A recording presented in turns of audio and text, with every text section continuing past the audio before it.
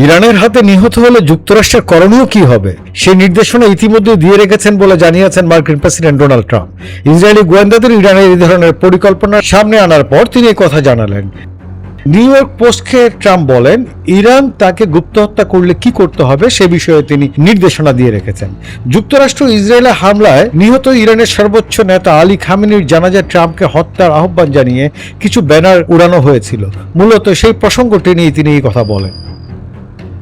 মার্কিন ওই tablet পত্রিকাকে Donald Trump বলেন, আমি অনেকদিন ধরেই তাদের তালিকায় আছি, আমাদের এই বিষয়টা সামলাতে হবে।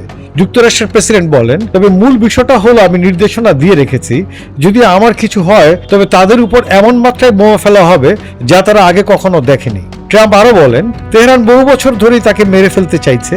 শেষে তিনি বলেন, আমি আশা করি আপনারা আমার শূন্যতা অনুভব করবেন।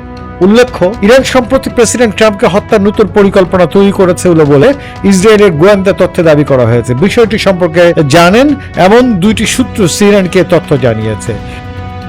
দুই দেশের মধ্যে যুদ্ধবিরতি চুক্তি যখন ভেঙে পড়ার আশঙ্কায়, ঠিক তখন ইহুদি রাষ্ট্রটির উগ্রপন্থী নেতানিয়াহু সরকার এমন গোয়েন্দার দাবি দুই দেশের মধ্যে উত্তেজনার নতুন মাত্রা যোগ করে।